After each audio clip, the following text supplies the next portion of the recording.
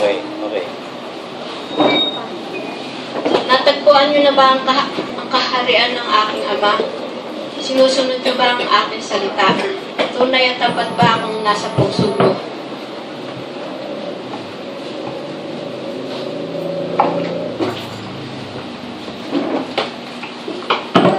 Itakwil niyo na ang paggawa ng kasamaan, bagkus kayo lumakad sa kabanalan. Ito na lamang ang aking hinihintay sa inyo. At higit sa lahat, kung akong mahal niyo, patuloy kayong susunod sa aking salita na mayroong pagpapakumbaba. Sumainyo ang aking pag-ibig sa oras na ito. Mga anak, manatili kayong tapat sa inyong mga pangako, at magpaalalahanan kayo, at manalangin kayong lagi. Good morning mga kapatid. We are in the last of the last days. Nung pumapasok ang Panginoong Yesus sa Jerusalem, sabi niya sa mga alagad, nakikita niyo ba yung temple na yan? Walang bato sa ibabaw ng bato na hindi babaksak. Sabi ng mga alagad, kailan ho ba mangyayari yun? Tsaka ano ho ba tanda ng inyong pagparito? Nakikita na natin ang lahat ng signs. Maraming pupunta daw na magsasabing sila ang Kristo. 3 na yan. Yung isa sa Nigeria, yung isa sa Great Britain, yung isa dito sa Pilipinas. So nagsasabi sila ang Kristo. There will be rumors of wars. Nations against nations, kingdom against kingdom. There shall be pestilence, disasters, earthquakes in diverse places. So kitang-kita na natin lahat yan. So ano ngayon yung nangyayari sa mundo na masasabi natin na talagang magra-rapture na? Alam nyo ba na magkakaroon ng general crisis ng financial downfall ng US dollars? Kung mapapanoorin nyo sa internet itong si Mike Maloney, hindi ko rin masyadong maintindihan gaano eh. Kasi expert to sa banking and finance eh. Yung Federal Reserve daw ng US, nag-issue ng dollar yan, pero walang gold reserve. Noong 1913 up to the present, napakaraming dolyares, konti lang ang gold reserve. Noong 1900 to 1912, okay pa daw yung gold reserve nila at saka yung dollar eh. Pero nung masay na yung Federal Act nga na yan, nag-issue ng print paper, lumalabas na ang US dollars ngayon, bogus. It is a fake money. Kasi ang ginagamit na medium of exchange sa pagbabayad ng oil, US dollars, halos 60% ang nagbabayad ng dollars. Eh ngayon ayaw nang tanggapin ng China, ng Russia, Japan, lalo-lalo na ang Iran. Hindi na nila tinatanggap ang dollar. Kaya sabi ni Mike Maloney, darating ang panahon, babaksak ang dollar. Pagbaksak ng dollar, wala nang tatangkong bansa ng dollar eh. Babalik sa US, babaha ng napakaraming dolyares sa US. Eh wala namang katapat na gold yun. So it is a fake money. Napakatinding inflation. Ano ang solusyon para ma-solve? Yung executive order na ginawa ni Obama, lahat ng American citizens tatatakanan ng 666. Yung microchip sa kanang kamay at sa noo, yun ang solusyon eh. Kasi pagbaksak ng dolyares, halos medium of exchange ng buong mundo. So magkakaroon na the world without money. So kung titignan natin mabuti, imbis na magpe-Facebook ka na magpe-Facebook, magse-selfie ka na magse-selfie, mag-explore ka, manood ka na what is happening in the world. Sa Middle East, Muslim against Muslims. Napakadumi na nang nangyayari sa mundo ngayon. So ito lang ang nakikita kong isang bagay na napakarating na naman magra-rapture na. Pag bumaksak na ang dolyares. Kaya akala nyo ba great opportunity yung lugar ng US? Hindi. Doon magsisimula magkaroon ng tatakan eh. Kaya yung mga nakatira doon, yung mga Amerikano doon, sila, kasi batas na, i-apply na lang to eh. Implementation of the law na lang to. So kaya ginawa ni Obama, dahil alam niya rin, babaksak ang dollar eh. Pagbaksak ng dolyares, yun ang solusyon eh. The world without money. Ang tinatanggap ngayon ng mga bawat bansa sa oil, euro money na. Hindi na US dollars. So ano mangyayari sa lahat ng dolyares na yan? Babalik sa US. Nung araw, yung the 1 ounce of gold, $35 lang eh. Ngayon, 34,000 na dollars ang isang ounce ng gold. So pagbaksak ng US dollar, ano na mangyayari? Social bin ang problema ng Antichrist. The world without money. Wala na. Ano gagawin nila sa US dollars? Pagbaksak na yun. Natatandaan niyo ba nung panahon ng Hapon? Nung panahon ng Hapon, lahat ng nabibili, siyempre, babayaran mo. Ang ginawa ng Imperial Army of Japanese Imperial Army, nagpagawa ng pera sa Central Bank. Eh di ang dami nilang pambili. Eh di bumaha ng pera sa Pilipinas. Pag bibili ka ng 1 kilong kamote, 1 sakong perang Hapon ang kailangan. Because of inflation, kasi prenta lang ng prenta ng pera, wala namang gold reserve. So it's a fake money. Ganon ang nangyari sa US ngayon. Imprentas hanggang 2015, mag-iimprenta pa daw sila. O paano na mangyayari? Di sa katerbang pera. Ang pera sa US. Sino ngayon ang tatanggo niyan?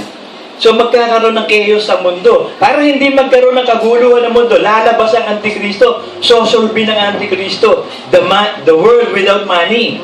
Kasi sa microchip, kompleto na lahat ng impormasyon mo, savings account mo, lahat-lahat nandun. I-scan lang yun. Alam na lahat. So malapit na yun mga kapatid. So ang hinihingi ng Diyos sa atin, magkaroon ng one-track mind. Magkaroon na tayo ng tunay na devotion, consecration, tunay na pananalig at pananampalataya, wala na dapat malahininga. Kasi pag naiwan ka sa rapture, wala ka ng pag-asa. Baka mamaya, pag pumunta mo rito, walang tao. Baka kunin mo yung baril ng tatay mo, mamaril ka na lang sa labas. Maghuhurumintado ka na lang. Naiwan ka na eh. So habang hindi pa dumadating ang rapture, nakikita na natin ang senaryo. Kasi pangkaraniwan na yung pestilence, pangkaraniwan na yung rumors of war. Yung mga nagsasabi sila ang Kristo, pangkaraniwan eh. Yung mga false teachers, false prophet, pangkaraniwan eh. Ito yung significant itong nagaganap na ito ngayon sa US. Sino pa gusto pumunta sa US niyan? O magkaroon kayo ng green card holder? Wala na nung araw. Ano yan eh? Land of opportunity yun. American dream. Eh ngayon, nakita natin ang first victim. Ang unang kakagatin ng vampira, ang Amerikano. Pag nakagat siya, ano pa? May tataka na ng 666. No one can buy, no one can sell without the mark of the 666. Kasi solve ang problema eh. Kung titignan nyo mabuti, halos lahat ng presidente, Freemason yan. Itong si Wilson Woodrow ang pumirma noong 1930 na Federal Reserve Act. Ito yung central bank to na hindi pag-aari ng gobyerno ng US. Kaya nagkakaroon ng gera, ginagawa pala ito ng Roosevelt para magkaroon ng central bank ang bawat bansa. 3 bansa na lang ang walang central bank, Sudan, North America at Iran. Itong Iran talagang kontrang-kontra ito dyan. Hindi niya nila tatanggap. Alam niyo ba sa South Africa, sa lugar ng Zambia, may batas dun na kapag gumamit ka ng dollar, ikukulong ka, criminal offense ang paggamit ng US dollar. So ito na eh. Buong mundo na halos ang nagbabypass ng dollar. Ito sa trading to ng oil at saka lahat ng commodities. Ha? Ang ginawa ng US, ang dami nilang pera eh di bumili ng oil. Yung pera nilang bogus, naging oil. Pasok lang ng pasok. Ngayon kung nakakahawak ng dollar, saan naman nila gagamitin yun? Yung Germany, nagre-repatriate na ng gold. Kasi humihingi na sila ng bayad na gold and silver. Ngayon, hindi na papel. Papel lang yan eh. Imprenta lang yan. Kasi ang nangyayari dyan, yung gobyerno gagawa ng surety bonds. Halimbawa, sasabihin sa surety bonds, uutang ako ng 30 trillion sa iyo and after a year, this percentage ibibigay ko. Ibibigay yun sa Federal Reserve. Mag-i-issue ng cheque ang Federal Reserve, so magiging pera na yan out of nothing. Wala yun. Inan na lang yun. Isinulat lang yun ng authority. Asa ng gold reserve? Wala. Walang kapalit na gold yun. Halos na ganun, utang ng utang. Habang umuutang ka ng umuutang, parami ng paramihan US dollar. So, ang dami-dami na. Saan ngayon gagamitin yun? May inflation na gaganap. In-export nila yung inflation. Inilabas nila yung pera. Ipinamahagi sa buong mundo. Nagkaroon ng bilateral agreement ang mga bansa. Sige, US dollar ang gagamitin namin pera pagbili ng langis. Kaya kita nyo pagbabago-bago ang presyo ng gasoline, kerosene, kapag nababago yung presyo ng bentahan ng sa dollar. Malapit nang bumagsak yun mga kapatid. Ito ay expert sa finance and business to si Mike Maloney. Wala itong pinag-aralan kundi sa banking system. Sinasabi na niya na ito yung greatest scam that it's being done through mankind. This is history. The greatest scam. Isang napakalaking panluloko ang ginawa. Kaya pag may central bank, hindi pag-aari ng gobyerno yun. Yung central bank natin, hindi pag-aari ng gobyerno ng Pilipinas yun. Few people lang ang nagme-may-ari niya, katulad ng Federal Reserve sa US. Ang nagme-may-ari niya, Rothschild's family. Ngayon, ang naging front niyan, si J.P. Morgan, tsaka si David Rockefeller. May sinabi si David Rockefeller, it needs one general crisis in the world that they will accept the New World Order. Hinihintay na lang nila yung isang malaking krisis sa mundo para matanggap ang New World Order. Ito na yung krisis na hinihintay. Yung pagbaksak ng dollar. Pag bumagsak ang dollar, ito yung greatest crisis. So magkakaroon ng final crisis, yung paglutang ng Antikristo. Kasi ito yung general crisis na magaganap Magkakaproblema ang buong mundo. Ito problema ng buong mundo, yung pagbaksak ng dollar. Di sosolvin ngayon niya ng Antichrist. Magiging sikat ang Antikristo, masosolve. Kasi wala nang perang involvement One form of government na lang, one form of religion, and one form of money. Ngayon, Euro money ngayon ang tinatanggap hindi na US. Darating pa na, hindi na, microchip na Sino unang biktima? Di syempre, kung saan gumalaw ng batas na yon, sa US muna. Yung Northern America, yung Canada, yan, tsaka South America. So, bago pa pumunta sa third world yan, matagal-tagal pa yan. Pero yung rapture, mabilis na darating yan kasi kukunin mo na tayo bago pagsak ng dollar na yan. Kasi lulutang ang Antichrist, hindi tayo pababayaan ng Diyos na lumutang ang Antichrist. Kaya ito message sa atin always be faithful in your faith and be determined for the time is at hand. Don't be left behind. Kasi pag naiwan ka, ikaw may kasalanan.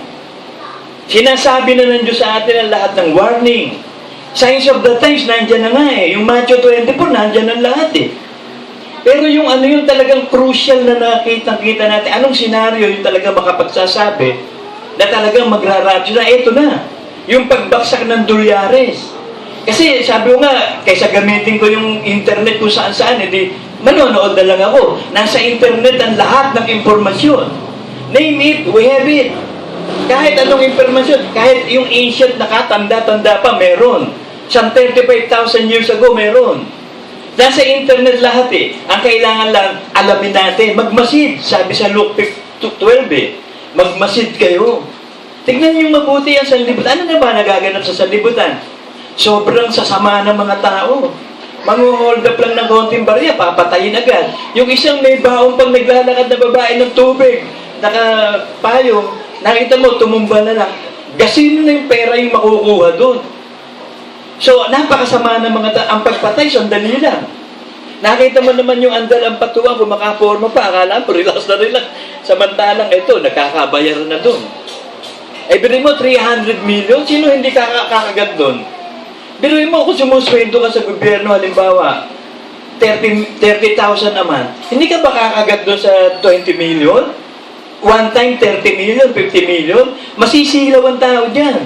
Kahit noong araw pa, nakapakatindi na ng mga bribery, Si Pablo lang pag pinapupunta ni ni Festus pasyalan mo ko, bakit gustong papasyalan? Dahil under the table, nangihingi bibigyan si Festus ng pera ni Pablo. May kaso si Pablo Noong pa yan, bayaran, sulan, noong pa yan. Hindi bago yan, walang bago sa ilalim ng araw. Pwedeng bumalik na naman yung pera ng araw na gold and silver. Pero sa tingin ko, hindi na Kasi ang gusto nila, gold na uli ang pera Sa tingin ko, hindi na Yun na yung kasi pagkakataon ng breakthrough na one world government New World Order na, ang tagal inalagaan niya. From 1700. Mula nung ma-discover ni Columbus at nagkaroon ng Columbia or Washington DC, State of Columbia, Washington DC, because of Columbus. Noon pa, planado na ng Freemason ang gagawin dyan. Kumpleto na nila lahat ng plano kung paano gagawin. Kung paano patatakbuhin at palalabasin dyan yung Antikristo. At nagaganap na sa panahon natin ngayon yan. Yung plano ni Taning noon, nagaganap ngayon. Unti-unti na at hindi na maaawat yan. It is written Pinahintulutan ng Diyos na maganap yan para ma-fulfill the prophecy. Lahat yan pinahintulutan ng Diyos. Kasi lahat naman ng ginawa ng tao pagsusulit mo Masama man ang ginawa mo. Hindi ka naman pipigilan ng Diyos. Let the filthy be filthy still. Let the holy be holy still. Gusto mo magpakabanal-banal? Sige. Gusto mo magpakasama? Sige. Pero haharap ka isang araw sa Diyos, hahatulan ka sa ginawa mo. So ano ngayon yung ginawa natin? Tayo ba'y sumampalataya na? Oo. Ikaw ba'y naging malahining O di isusuka ka. Paano ka makakasama sa rapture? Ito na yung ng panahon na talagang ibigay ng todo ang pananampalataya. Sabi ng Acts 20:24,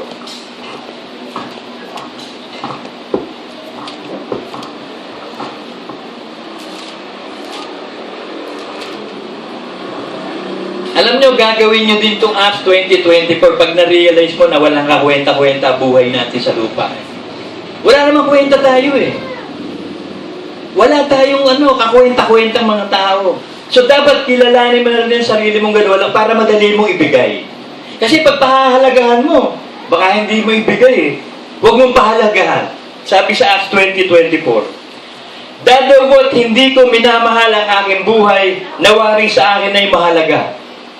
Maganap ko lamang ang aking katungkulan at ang ministeryo tinanggap ko sa Panginoong Hesus na magpatotoo ng Ebanghelyo ng biyaya ng Diyos. Wari mahalaga. Kung titignan natin, mahalaga talaga. Buhay yan eh. Pero dapat, huwag mo nang bigyan ng halaga. Ibigay mo na lang sa Diyos ang buhay mo. Ialay natin sa Diyos ang ating espiritu, kaluluwa at katawan, handog na buhay. Kaaya-ayang pagsamba, malalaman natin ang will of God. So, dumating mga ng Panginoong Hesus, ligtas ka. Kasi naibigay mo na lahat eh. Hindi mo na binigyan ng kahalagahan ng sarili mo, matupad mo lang ang kalooban ng Diyos. Sabi ng John 4:34,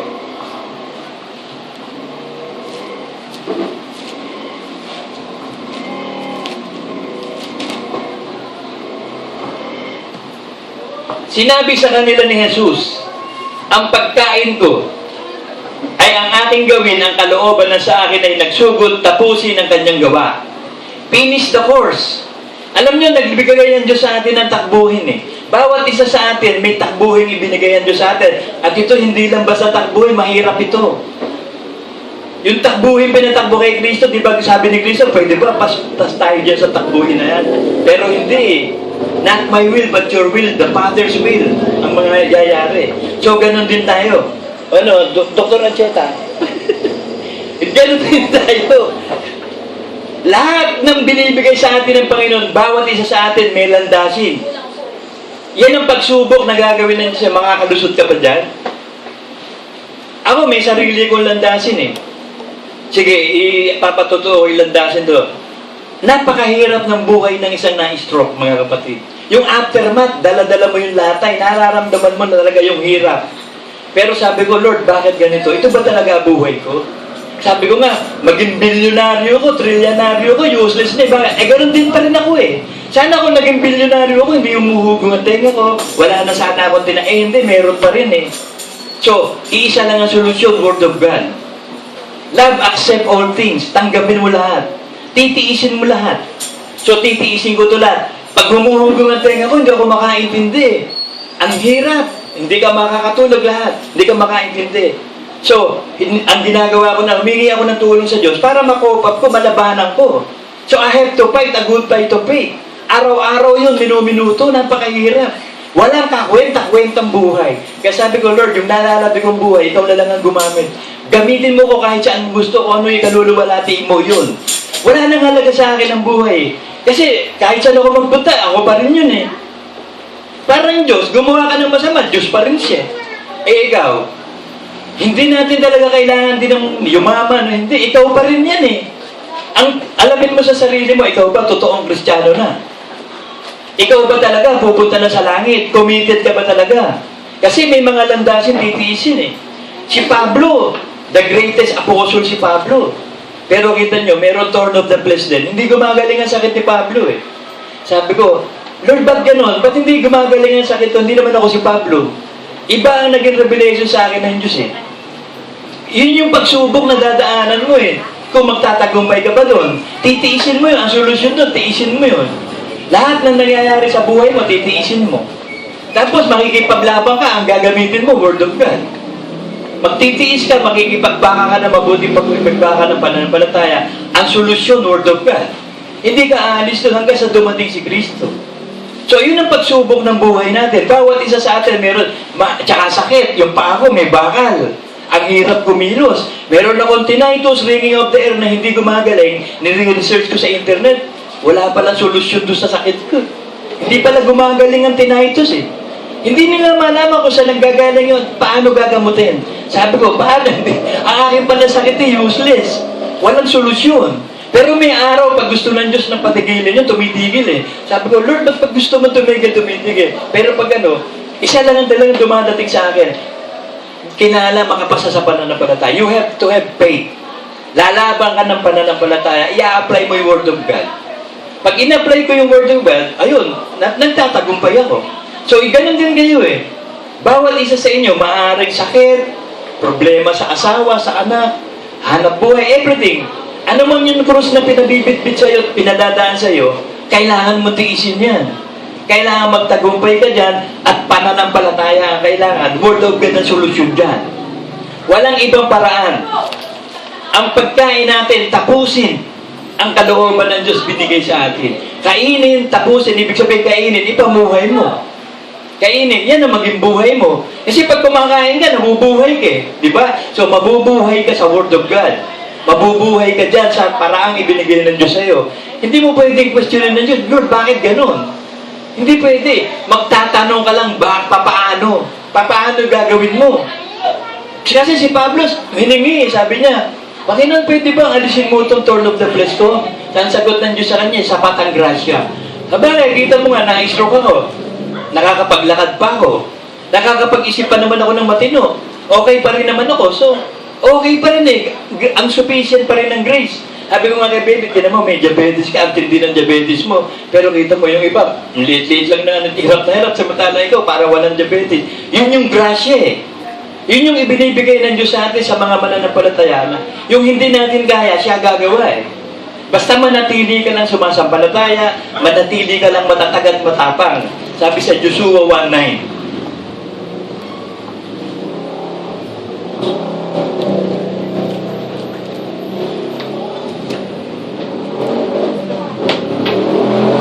Hindi ba kita inutusan? Ikaw ay magpakalakas at magpakatapang na mabuti. Huwag kang matakot ni manlupaypay. Sapagkat ang Panginoon mong Diyos sumasayo saan ka man pumaroon. O kahit saan ka magpunta, nasa iyo Espiritu Santo. Nakatira sa atin. Yung ministering angels, nakakalat lagi sa atin para proteksyonan tayo. Magpakatapang ka lang at magpakatatag na mabuti. Kasi nga, yun eh, magpakatatag ka. Kasi hindi titigil ang kalaban habang buhay tayo. Nandiyan ang masamang espiritu. Lalo na nga kung ang case nyo, yung case ko, kapag umuhugong ang tenga ko, sa halimbayan ng masamang espiritu, ang dami-dami, grabe. Makikipaglaban ka, alisin mo lahat yun, lalabanan mo lahat yun. Dapat ang i-apply mo, Word of God. Matututo ka man ng palataya sa Word of God. Kung kaya mo lahat ng bagay, may pangyayari sa sumasampalataya. God has not given us the spirit of fear, but of boldness, love, and a sound mind. Yun lagi, makakaya mo lahat ng bagay. Si Kristo magpapalakas sa iyo. Yun ang mga Word of God na ina-apply ko sa buhay ko. True faith, nagaganap naman. Nagtatagumpay ako by faith. So araw-araw yun, ganun, araw-araw yun. Minsan pumapasok sa isip ko, Lord, ano ba talaga? Ganito ba talaga buhay ko? Oo, ganun buhay mo. Ang importante, you have to accept your life. Be contented on what you have. Sabi sa Philippians.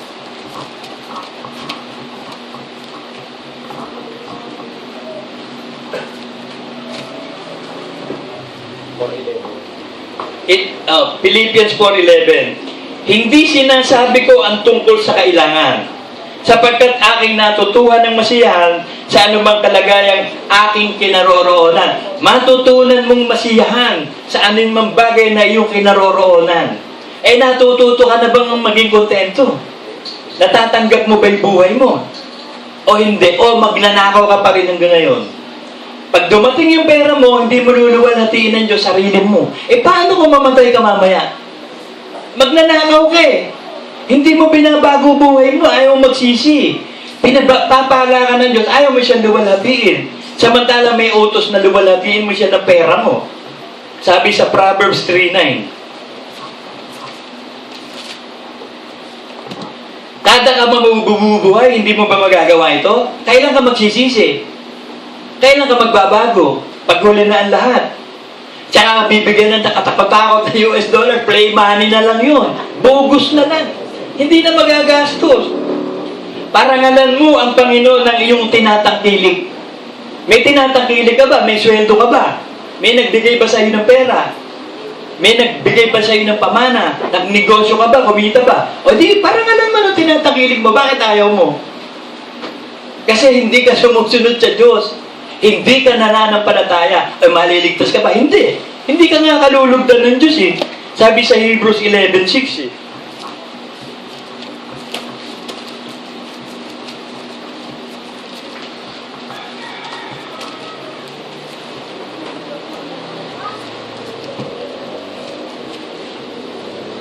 At kung walang pananampalataya, ay hindi maaaring makalugod sa Kanya.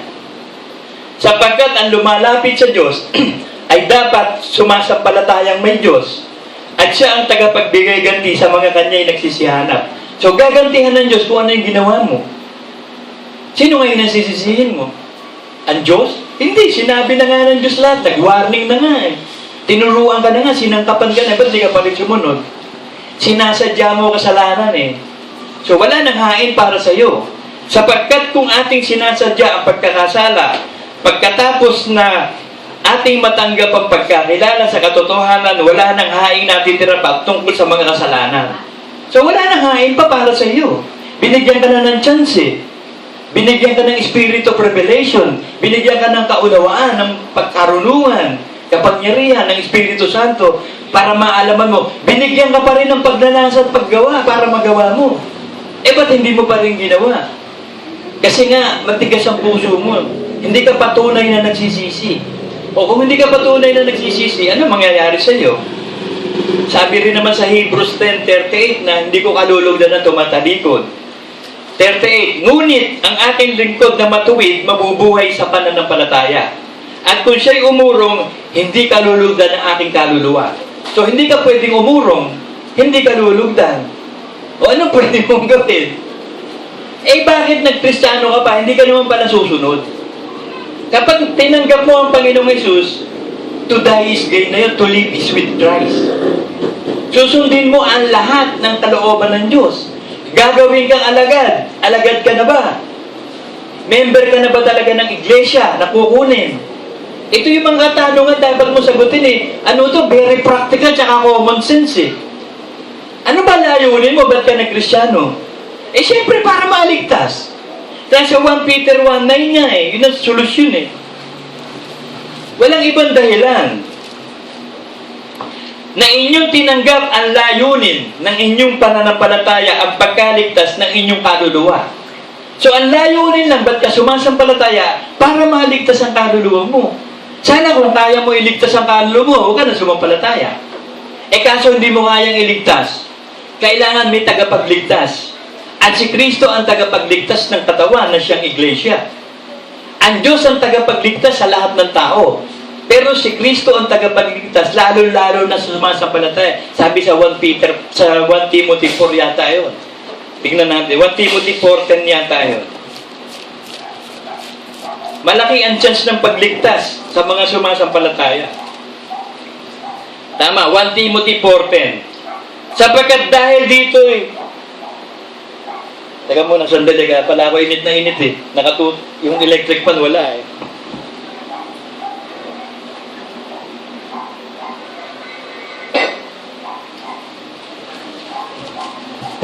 Alam mo, hindi tayo pang impyerno, panlaki tayo, kaya pag mainit, walang kwente. Teka, hindi pa dal...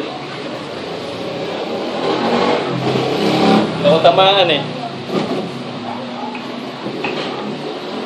Sapagkat dahil dito'y nagsisipagpagal kami at nagsisikap, sapagkat magpag-asa kami sa Diyos sa buhay na siyang tagapagligtas sa lahat ng mga tao, lalong-lalo na sa mga nagsisisampalataya. So, malaki ang chance ng kaligtasan sa mga sumasampalataya. May tagapagligtas si Kristo eh. Pero ang Diyos ang tagapagligtas sa lahat ng mga tao. Outside the church, may kaligtasan pa rin. Ang Ama bahala doon. Sabi sa Romans 2 eh, yung nabuhay sa ilalim ng kautusan, hahatulan sa ilalim ng kautusan. Yung nabuhay sa walang kautusan, di hahatulan sa walang kautusan. So, ang Diyos ang bahalang humatol. Pero sa loob ng iglesia, kailangan masigurado mong na kay Kristo ka talaga dahil siya tagapagligtas. Ikaw ba'y tunay na katawan na ni Kristo? Pag ikaw ang katawan ni Kristo, siya yung ulo. Di kung ikaw ay katawan, siya ulo, kung ano pinasya ng ulo, susunod ang katawan. Eh bakit katawan ka sinasabi, hindi ka sumusunod sa ulo? Sabi ni Kristo, tinatawag niyo kong Panginoon, Panginoon, hindi naman kayo sumusunod sa utos ko. Eh di sinungaling ka. Sabi sa 1 John 4:2,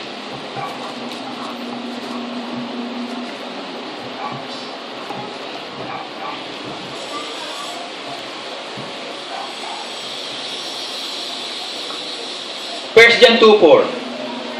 Ang nagsasabing nakikilala ko siya at hindi tumutupad ng kanyang mga utos ay sinungaling at ang katotohanan wala sa kanya. So, hindi mo tinutupad ang utos, di wala sa iyo katotohanan, sinungaling ka. Sa palagay mo ba yung sinungaling pupunta sa langit? Hindi pupunta yun. Sabi sa Revelation 21:8, ito mga pupunta sa impyerno eh. Ngunit ang mga duwag, yung mga duwag, yun yung ayaw makipaglaban. Ayaw makipaglaban ng pananampalataya. Duwag nga eh. Nagpapatalo kay Satanas. Pag inudyukan ni Satanas ng ganito, hindi na nilalabanan yung masamang kaisipan. Payag na. Eh di duwag, hindi lumalaban ng pananampalataya. At sa mga hindi nananampalataya. At sa mga kasuklam-suklam. At sa mga mamamatay tao. At sa mga mapakiapid. Sa mga manggagaway at sa mga mapagsamba sa Diyos-Diyosan at sa lahat ng mga sinungaling. Ang kanilang bahagi ay sa dagat-dagatang nagbininga sa apoy at asupre na siyang ikalawang kamatayan. So sa impyerno ka pupunta, payag ka ba? Forever and ever po, na uuudin ka ha? Merong uud na, eternal na uud, hindi namamatay yun. Kakaibiganin mo ba lahat yung uud na yun? Lalagyan mo ng pangalan lahat yun. Parang ang Diyos, lumikha ng bituin, pinangalahan ng lahat, buong galaxy. Pero yung mga uod mo, ano pare, nandiyan ka na naman, ano? Kakainin mo na naman ako. Ang kakwentuhan mo dun, uod. Forever and ever, at hindi ka mamamatay, ha? Puro ka ano, tawag doon yung naghihingalo. Lagi ka lang naghihingalo. Hindi ka namamatay. Hindi mo, kung ako manonood sa'yo, mahihirapan ako. Hindi ka namamatay eh. Puro hingalo ka lang eh. Pero parang ikaw yung mamamatay doon. Segundo, naghihingalo, di namamatay. Tapos, pag mauubos na yung laman mo, bubuoy na naman, uuudin na naman. Samantalang yung pupunta sa langit, kung saan nandun si Kristo, nandun tayo lahat. Gagawa ng bagong langit, bagong lupa. Gagawa ang Diyos ng mga bagay na hindi pumasok sa puso natin, sa isip natin, yung narinig natin, o nakita natin, wala. Everything will become new. Papalitan ng pangalan mo, bagong pangalan. Papalitan ng pangalan ni Jesus, tapos na pagliligtas eh. Ano pa kailangan ng Jesus? Eh, ang ibig sabihin ng Jesus, tagapagligtas, the Savior.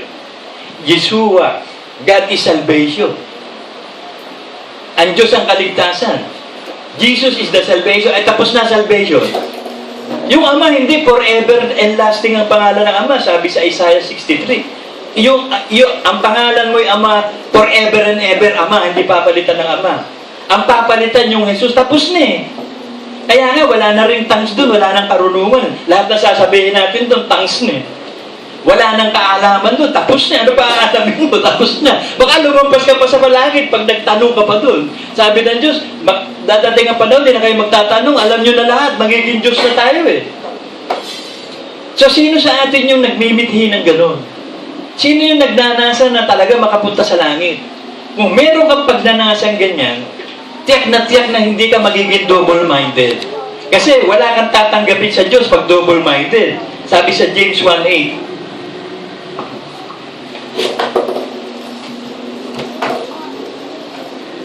ang taong may dalawang akala ay walang tiyaga sa lahat ng kanyang mga lakad.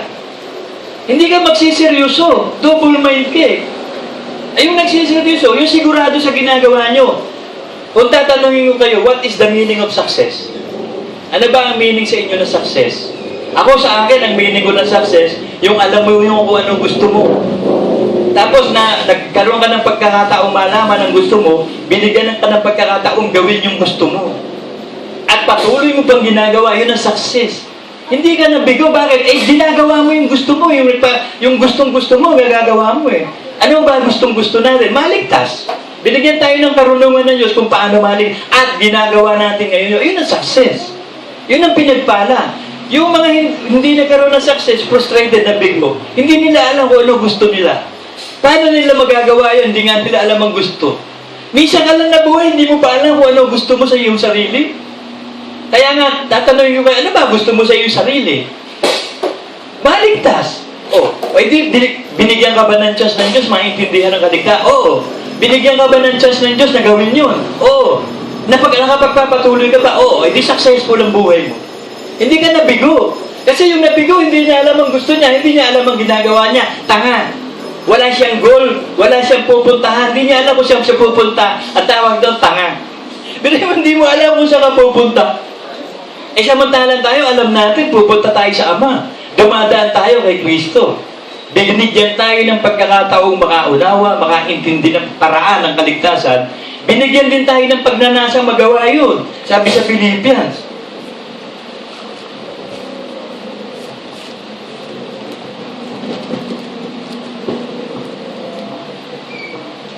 Kaya nga, Philippians 2:12-13.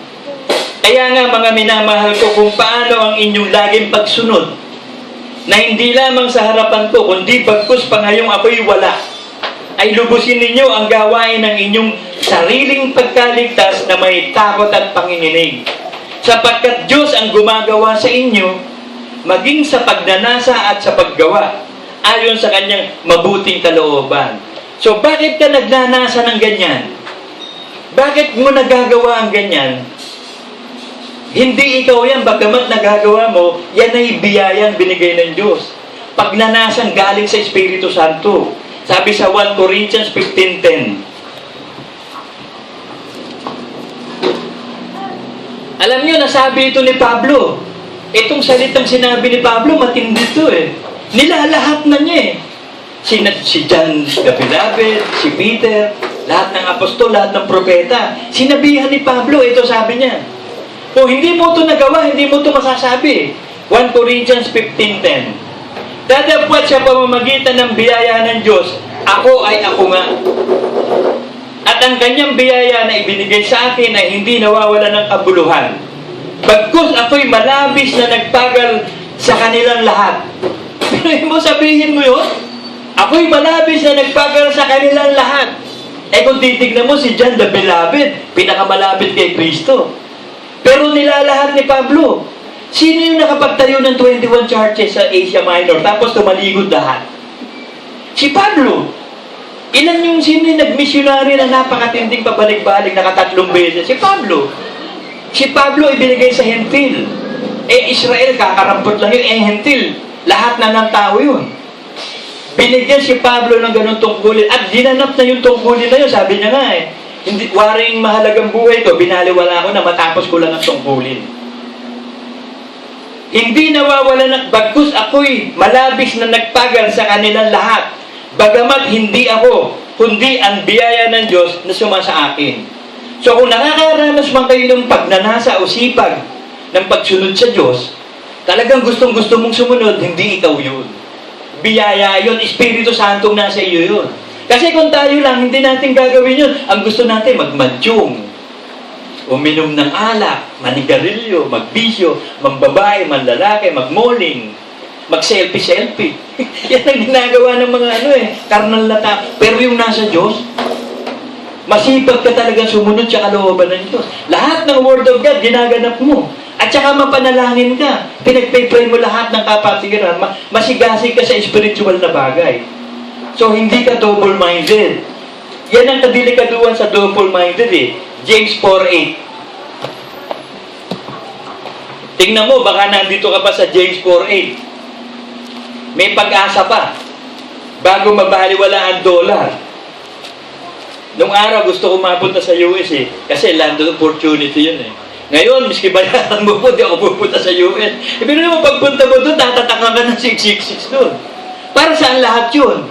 Kahit nga gawin mo ko trilyonary, wala rin May tinnitus pa rin ako Humuhugong pa rin ang tenga ko, ganun pa rin ako. So, may nadagdag ba? Wala. Pero kung sumasa akin ng Diyos, lahat ng bagay nadagdag. Di ba?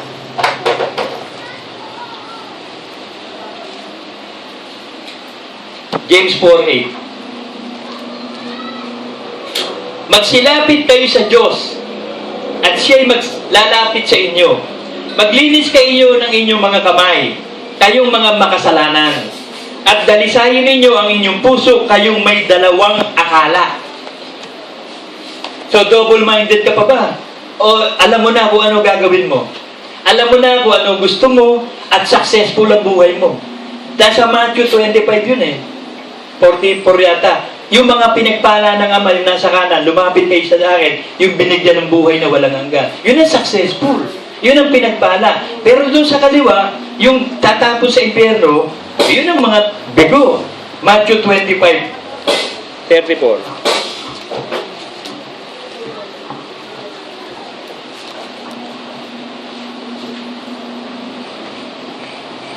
Matthew 25:34. Kung magkagayon, sasabihin ng hari sa nasa kanyang kanan, magsiparito kayo mga pinagpala ng aking Ama. Manahin ninyo ang kaharian na kahanda sa inyo buhat ng itatagang sanlibutan. Yun ang successful. But successful, pupunta sa langit eh. Magmamahal ng buhay na walang hanggan. Ito yung bigo, yung mga frustrated. Kung magkagayon, sasabihin naman niya sa mga nasa kaliwa, magsilayo kayo sa akin, kayo mga sinumpa, at pasaapoy na walang hanggan na inihanda sa Diablo at sa kanyang mga ahel. So ito inihanda sa Diablo at mga anghel eh. Kasi nung araw, perfect din si Lucifer eh. Walang kasalanan eh. Pero dumating yung time, nagkasala siya eh. Hindi pinatol, hindi pinatawad ito eh.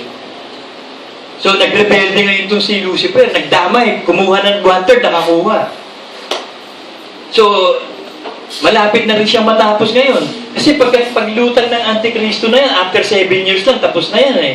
Tapos nun, 1 million years na, paghahari ni Kristo. O pagkatapos nun, palalabasin uli siya para manggulo na naman. Tapos na magkakaroon ng Battle of Armageddon, tatalunin na. O pagkatapos nun, Last Judgment na. Creation of new heaven and new earth na. So napakalapit na nito mga kapatid. Amen?